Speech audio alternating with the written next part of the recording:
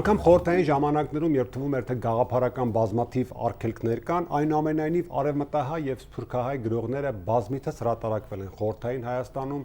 դարձել դասագրքերի նյութ, նրանց նվիրվել են մենագրություններ եւ բազմաթիվ քննարկումներ։ Այսօր էլ արևմտահայ եւ սփյուռքահայ գրողները շարունակում են շատ սիրված մնալ հայ ընթերցողի շրջանում, բայց այնուամենայնիվ հատկապես Սփյուռքից պարբերաբար կարելի է լսել դժգոհություններ, որ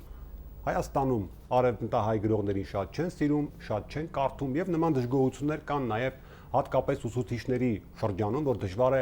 մատուցել արևմտահայ գրողներին։ Ըստ էության ստացվում է, որ արևմտահայ եւ սփյուռքահայ գրողները թեպետ որոշակի առումով ընթերցվում են, բայց այնուամենայնիվ կան այդ գրողներին ընթերցելու բազմաթիվ խութեր։ Ահա այս հարցադրման հենքով այսօր զուգահեռ կփորձենք ընթերցել արևմտահայ գրականությունը Հայկ Համբարձումյանի հետ եւ հասկանալ որոնք են այդ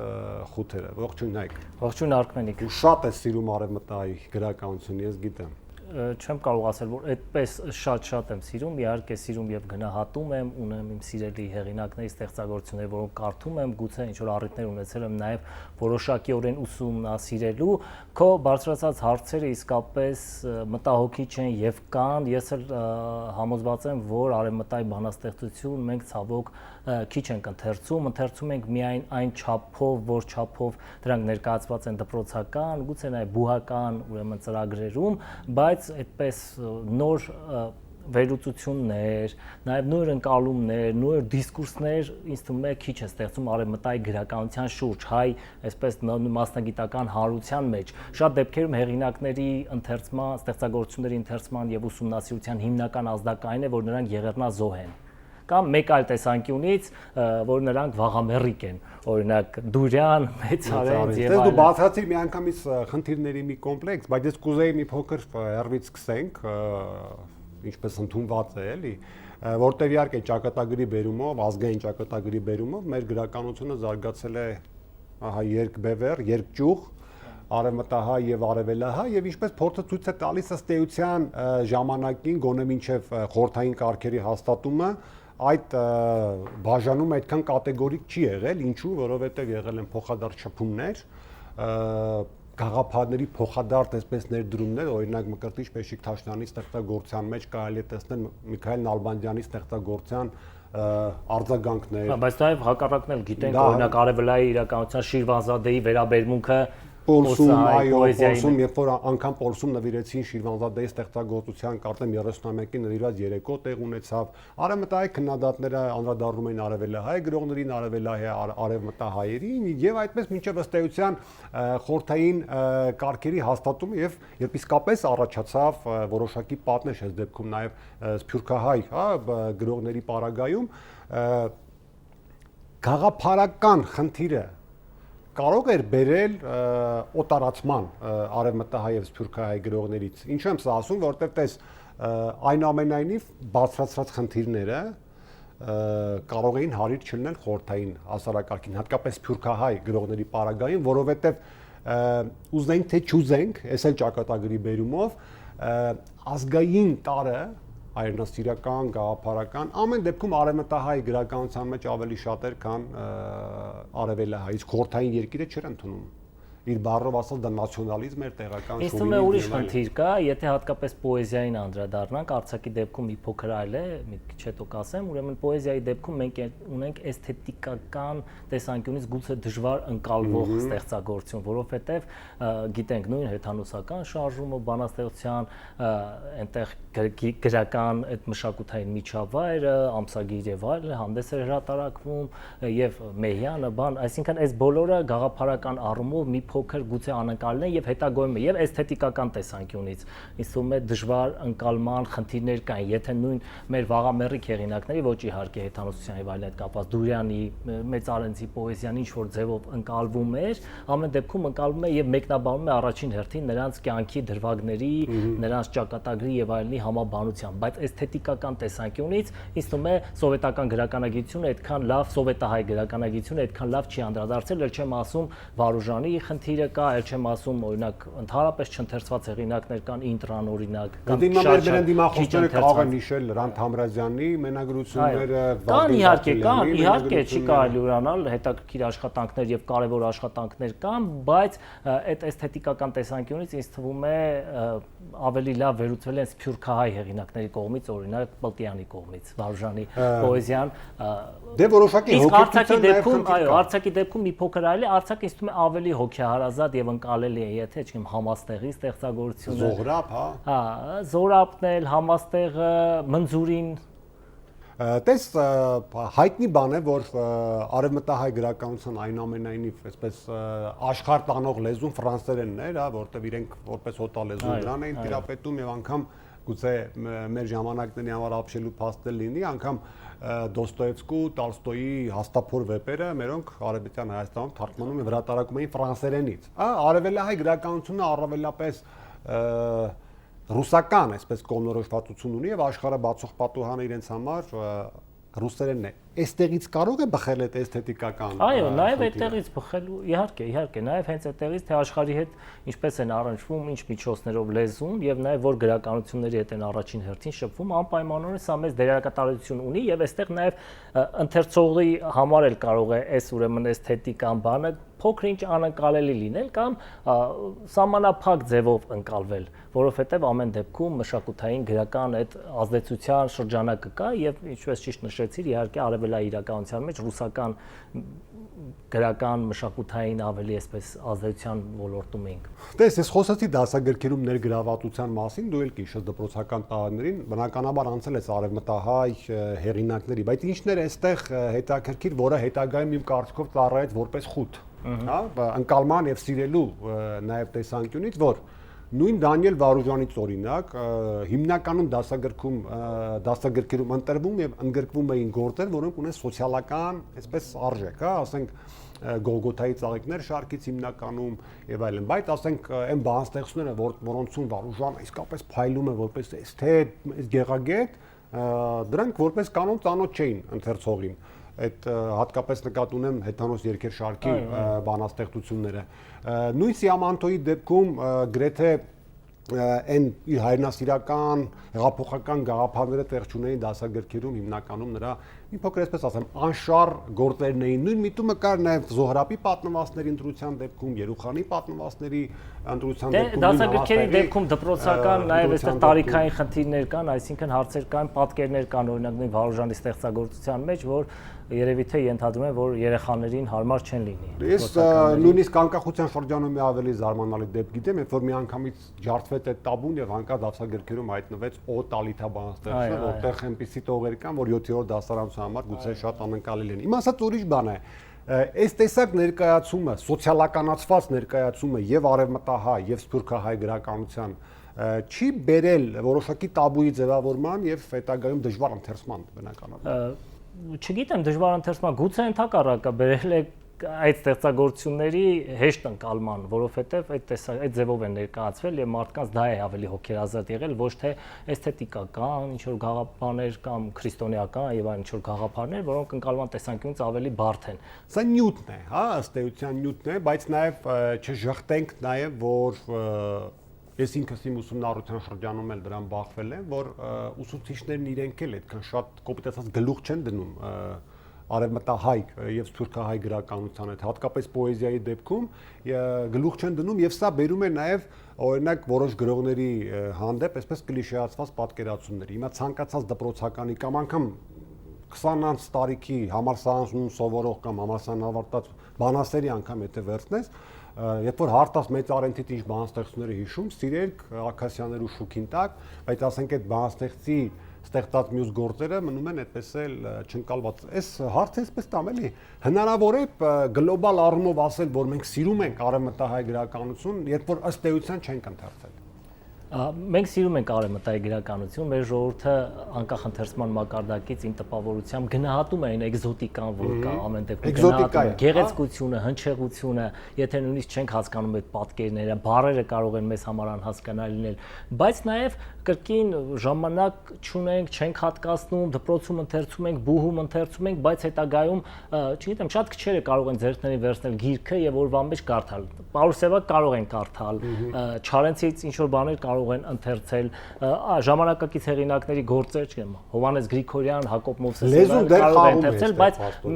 դժվարությամբ մարդը կվերցնի եւ կընթերցի նույն օտալիթան կամ էլ ով լալագեն։ Գուցե սխալվում եմ, համենայն դեպս ինձ այդպես է թվում, շատ կցանկանայի, որ սխալված լինեի եւ իսկապես մարդիկ ցանկանային իրենց օրը անցկացնել նաեւ արևմտայի բանաստեղծության, այդ գեղեցկության, այդ լեզվի հմայքի հետ, թեկուզ լեզու խանգարիչ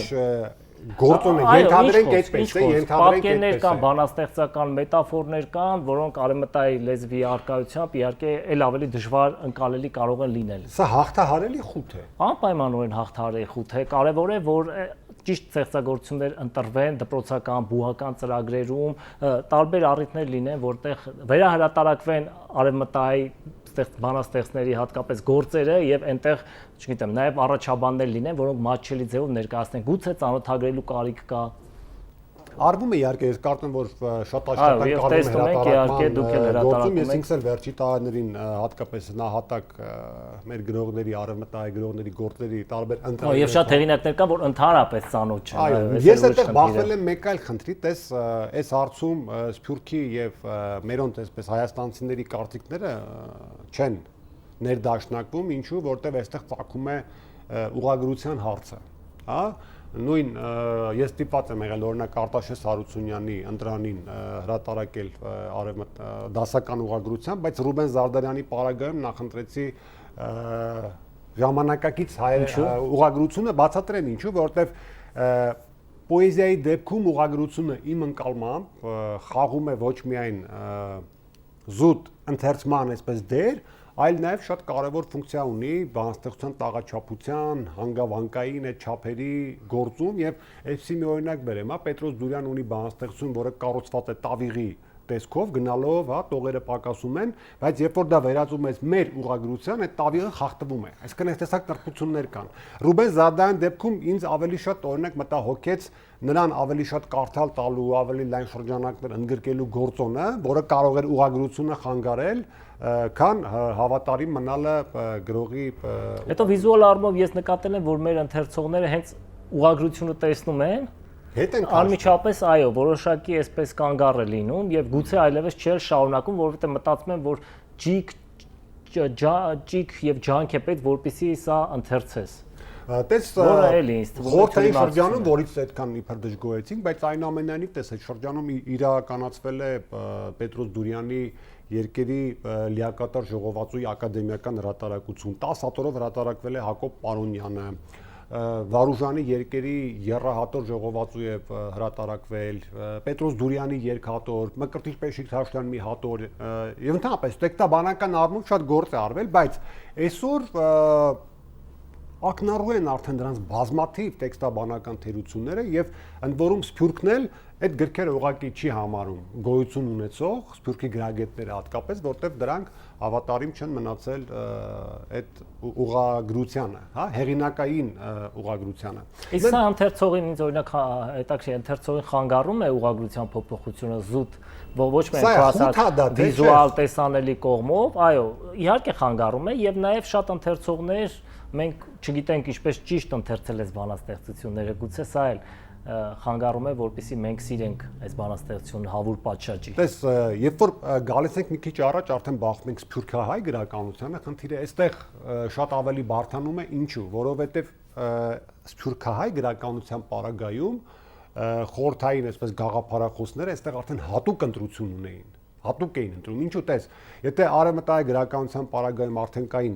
ավանդված մեծ անուններ եւ ոչ մի կերպ հնարավոր չէր նույն Զոհրաբին, Վարուժանին,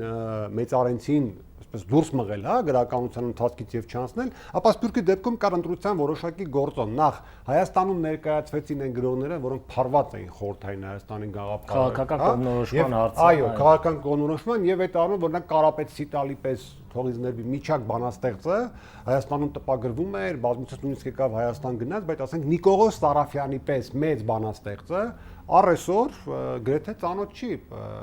հայ ընթերցողին։ Եվ հետաքրքիրը որն է, այսօր արդեն անկախության շրջանում այս մոտեցումը իներցիայով կարծես թե շարունակում է բերելով իր հետ նորանոր խութեր։ Սրա դեմ ինչ անել, որտեվ խնդիրը միայն տպագրելը չի, որտեվ Նիկողոս Սարաֆյանից հրատարակվեցին գրքեր, վերջերս անգամ իր վեպերը հրատարակվեցին 4 վեպ, բայց կարծես թե այդպես էլ չի մղվում մեր ընթերցողը դեպի այդ գրականագիտական շրջանակները պետք է որոշակի նոր դիսկուրսներ ստեղծեն այս հեղինակների շուրջ, այսինքն ոչ թե անընդհատ ուսումնասիրեն, շեշտեն այն հեղինակների գործերը իրենց դասախոսություններում եւ այլուր, որոնք արդեն կան հայտնի են, այլ քո նշած հեղինակների եւ մի փոքր ավելի լայն հայացքով փորձենք նայել, բնականաբար ավագ գրականագետները գուցե դա չեն կարող արդեն անեն, որովհետև արդեն որոշակի ձևորված աշխարհայացք եւ այլն կա, բայց պետք է գոնե ուղղորդվեն երիտասարդները, գուցե նաեւ սփյուռքահայ ժամանակակից մտավորականների, գրողների, գրականագետների որոշակի մասնակցություն լինի, որ նրանք առաջարկեն ինչ-որ բան մեր ուսանողներին, օրինակ դիպլոմային ավարտական աշխատանքներ գրելիս։ Նրանք հեղինակներ գրում են, բայց հիմնականում գալիս են կրկնելու այն ինչ որ արդեն ասվել է եւ այդ նույն աշխարհայացքն ու մոտեցումներն են որդեգրվում իմ նշած գնահատման հետ կապված, այսինքն էսթետիկան, գեղագիտությունը յուրահատուկ այդպես լավ չի ուսումնասիրվում, նույն ավանդական, կենսագրական, հոգեբանական մեթոդներն են օգտագործվում ուսումնասիրությունների մեջ, պատմական խնդիրն, այսինքն եթե ցեղասպանության հետ է կապված մեծ բան դրվում է այստեղ, սոցիալական կամ պատմական հարցերն են ուսումնասիրում, բայց արվեստը գուցե այդքան լավ չի ուսումնասիրում, կան իհարկե ուսումնասիրություններ չբացառենք, բայց համենայն դեպս նոր դիսկուրսների, նոր մոտեցումների կարիք կա, որոնք պետք է որդեգրվեն համալսարաններում, համապատասխան բաժիններում, հետո դասագրքերի ստեղծման, ծրագրերի ստեղծման մեջ այս հարցերը փոխվեն եւ նաեւ դպրոցից սկսած մարդիկ հասկանան, որ մենք ունենք հայ գրականության հրաշալի մի շերտ, ֆանտաստիկ լեզվով, հնչեղությամբ եւ շատ հետաքրքիր բազմաշերտ բովանդակությամբ։ Այս դեպքում մեկ նաեւ խնդիր է բարձրացում, որ դպրոցներում արևմտահայերեն անցնեն։ Ինչ կասես այս հարցի։ Կարծում եմ, որ հնարավորության դեպքում պետք է, ես չգիտեմ, այնտեղ ժամանականակը ինչպես է, բայց պետք է իսկապես հնարավորություն գտնել թե գրափարի, թե արևմտահայերենի համար, որովհետեւ նույն խնդիրը մենք ունենք եւ դպրոցներում էլ եւ բուհերում էլ հայ, հին եւ միջնադարյան գրականության ընթերցանության հետ կապված։ Եւ ուսուցիչների այդ ամբողջ համայնքին անմասն ենք մնում։ Անմասն ենք մնում։ Տես ուսուցիչների դժգոհությունն էլ կա, երբ որ օրինակ ես առիթ ունեցա այդ խնդիրը բարձրացնելու, որ ինչու է թռնում արևմտայի հեղինակներին բան։ Դե աշակերտները առանց դնել ասում են չեն կարդում, այս դեպքում էլ բախվում են այդ սա խնդիրների եւ սկսում են չկարդալ։ Սա նաեւ վերածում է ընդհանրական խութի, հա, ընթերցելու տեսանկյունից ոչ միայն արևմտահայ գրականություն, այլ արևելահայ։ Ինչպես հաջողության Հայաստանն էլ դժվար։ Հա, էտել իր հերթին ինչ է կորցնում, հա, գլոբալ եւ քաղաքակրթական եւ մշակութային առումով մարդը, որը չի ընթերցում արևմտահայ եւ սփյուռքահայ գոնե այն մեր մեծ գրողների գրքերը։ Օրինակ ինձ համար կոնկրետ եթե հայ լավ ընթերցող է եւ չի կարդացել Հակոբ Օշականի մնացորդաց վեպը օրինակ, նա կորցրել է մի հսկա տարածություն եւ գեղագիտական հաճույքի եւ վեպի մոդելի եւ ազգային պատմության եւ նաեւ գաղափարախոսության, որտեղ շատ հետաքրքիր հարցեր կան դրված։ Ընդ որում, այստեղ մենք ինչը պետք է նաեւ շեշտենք, որ բազմաթիվ գաղափարական խնդիրների նորանկախ Հայաստանում ու հատկապես այս վերջին շրջանում մենք նոր ենք բախվում։ Երբ որ նույն Օշականի վեպերում այդ խնդիրները վաղուց արծարծված են եւ կարող են ուղեկից լինել մեզ այսօր օգտակար լինել։ Այո, ուղղակի մեզ դժվար ընկալել է եղել այդ ամեն ինչը եւ մենք չենք ուսումնասիրել եւ էլի Օշականին այլ պատճառներով, նաև նրա օրինակ վերաբերմունքի պատճառով արևելայի գրականության մենք մի փոքր անտեսել ենք, բայց ես ուժ բան էի ուզում ասել, այո, ինչու պետք է ուսումնասիրենք, վերևում արդեն նշեցի, որովհետև այս գեղեցիկ ֆանտաստիկ լեզուն կա, շատ հետաքրքիր նոր էսթետիկա, գեղագիտություն եւ նաեւ բովանդակություն կա, բայց նաեւ ուրիշ կարեւոր հարց, որ մենք այս ամեն ինչը լավ իմանալով նաեւ լեզուն հասկանալով, մենք Սփյուռքի հետ լավ հարաբերություններ կունենանք եւ ավելի սերտ շփումներ կունենանք անպայմանորեն։ Տեսա, այս դեպքում մի շատ նուրբ գործոնի մասն էլ խոսենք, հնչերանգը։ Երբ որ դու խոսում ես արևմտահայ գրականության եւ սփյուռքահայ գրականության հմայքի մասին, կա հնչերանգի գործոնը։ Հա, երբ որ այդ արևելա հայերենի երաշարք համակարգը հնչյունների արևմտահայերենում վերածում է երկշարք համակարգի եւ դրանց փոփոխությունները բերում են մի յուրօրինակ գերաշտականության։ Արժի սովորական կարդալ այդ բանաստեղծությունները, ենթադրենք մի բանաստեղծություն վերցնենք հիմա։ Նախ արժի սովորական կարդալ, բայց հետո եթե դու եւ մյուսները սովորեցնեք մեզ ընթերցել այնպես ինչպես ճիշտ պետք է կարդալ, գուցե իսկապես անպայմանորեն պետք է նաև այդպես կարդալ։ Որտեվ սա կարող է լրացուցիչ ազդակ դառնալ, այդ բանաստեղծությունները ընթերցելու համար, ենթադրենք գիշերվան ճամփորդը ոչ թե կարդալ, այլ կարդալ գիշերվան ճամփորդը։ Գիշերվան մեջ խոր ու ցրդին հեկ ուղևոր է մոլորեր, գթողթղան մոդն անթունթին իր հոգնած այլ համար քայլեր։ Այսինքն եթե այս հնչերանգը վերականգնվի, սա իր հերթին բերում է նաև շատ դժվար ընթերցման process այդ մայքի հետ եւ դառնում է ինքը իր հերթին մի ինչ-որ խուտ։ Ելք կա այս վիճակից։ Այո, ուսումնասիրել արևմտահայերեն։ Այսինքն եւ ավելի բաց լինել նոր բաներ սովորելու։ Ես կարծում եմ, որ արևմտահայ գրականության եւ սփյուռքահայ գրականության հետ հաղորդակցումը այն գերագույն քայլերից է, որ պետք է անի ընթերցողը եւ դրա համար չպետք է խնայի որևէ ջանք, ջիկ եւ ժամանակ, որովհետեւ այն հարստությամբ, որով իրենք փոխհատուցի արևմտահայ եւ սփյուռքահայ գրականությունը, ուղղակի անգնահատելի կլինի, մանավանդ որ մենք տվեցինք հիմնականում հայտնի անուններ, իսկ եւ արևմտահայ իրականության մեջ քո հիշած Ինտրան, Եղյան, Տեմիրճի Պաշյան, մյուսները հիմա վերջերս բարեբախտաբար սկսել են շատ կարդալ Զաբելին, Եսայան, իհարկե ֆեմինիստական, այդպես հայացքների նկարտումներով եւ այլն, բայց նույն Սփյուռքում կան անուններ նույն Զարեհ Որբունին, Զավեն Պիպերյանը, որոնք ուղղակի մեծ հարստություններ են մեր գրականության համար եւ այս շատ նոր սերնդի էլի շատ։ Այո, նոր սերնդի գրողներ, վերջին մոհիկանը դե Քրիստիան Բադիկյանն է, ինչպես ասում են,